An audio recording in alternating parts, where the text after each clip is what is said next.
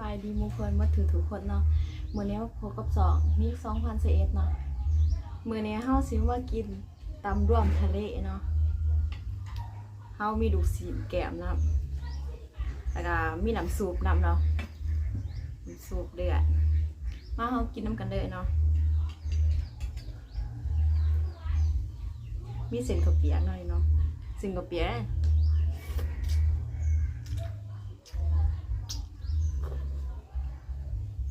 แสบมันก่อนเนาะสินแก้วปลาหมึกแกงก็ลูกศิษย์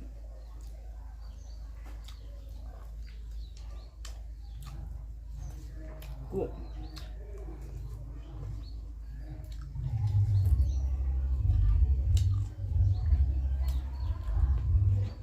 มีปลาแก้วน้ำลง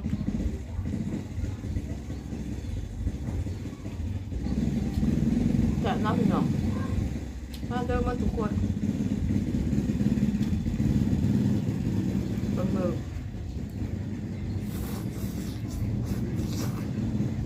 ตำรวมทะเลค่ะน้อง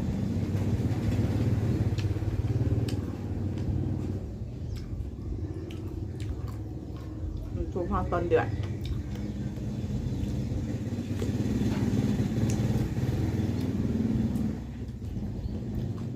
จุ่มหอมน้ำมันหน่อย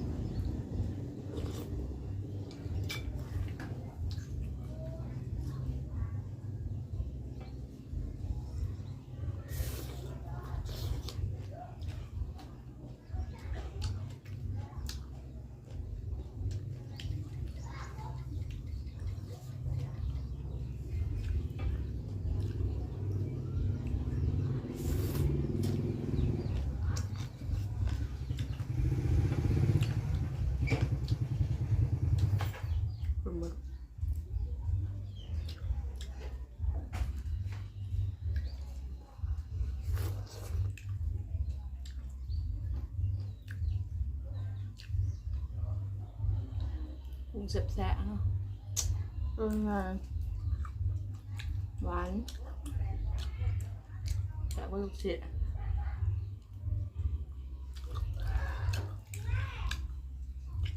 สวย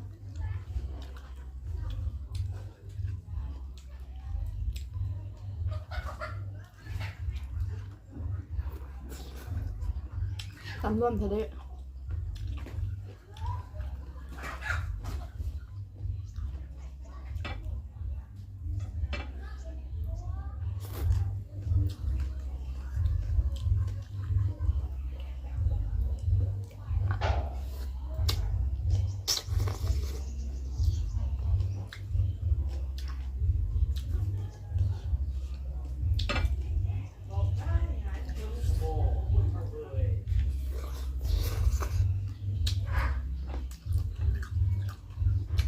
แซ่บๆมั้งพี่น้อง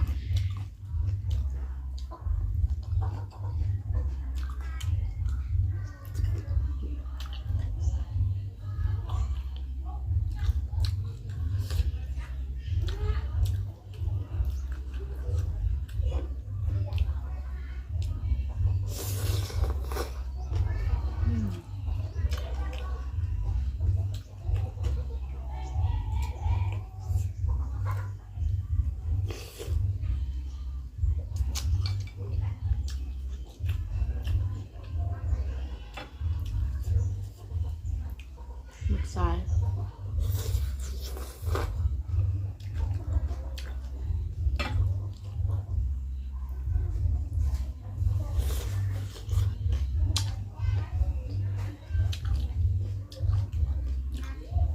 ปลาหมึก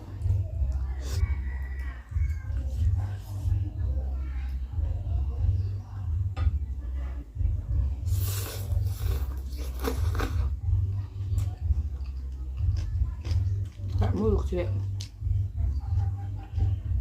แซ่บ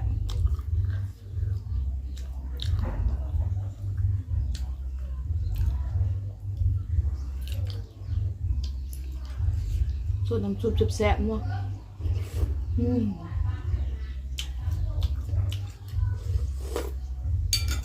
มันหอด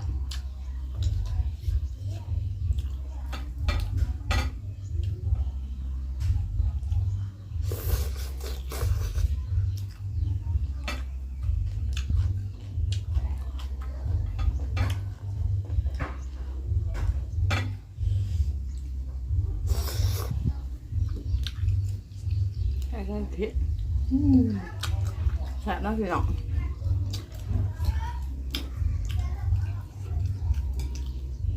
ให้มันซุปมันหอด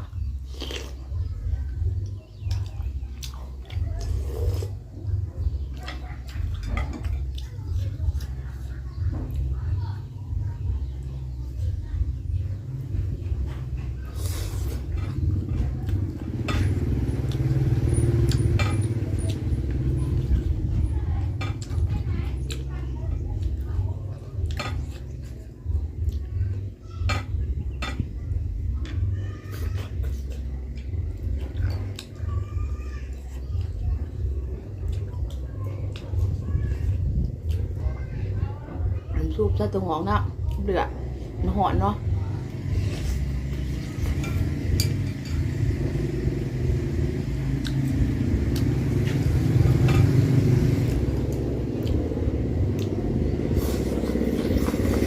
คือเผ็ดแซ่บพี่น้อง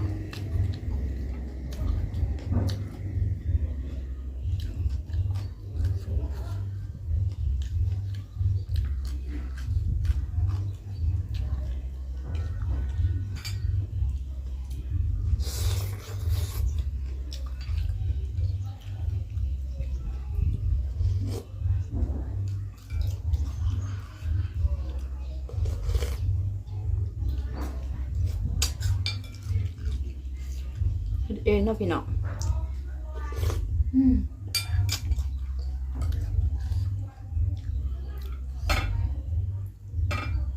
เฮ็ดเองแซ่บเอง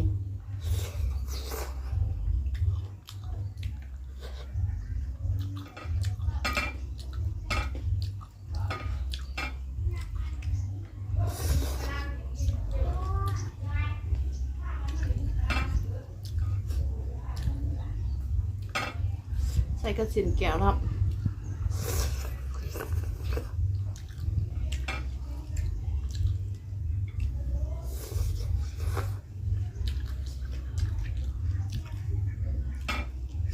หมึกกุ้งเนาะพี่น้องกุ้ง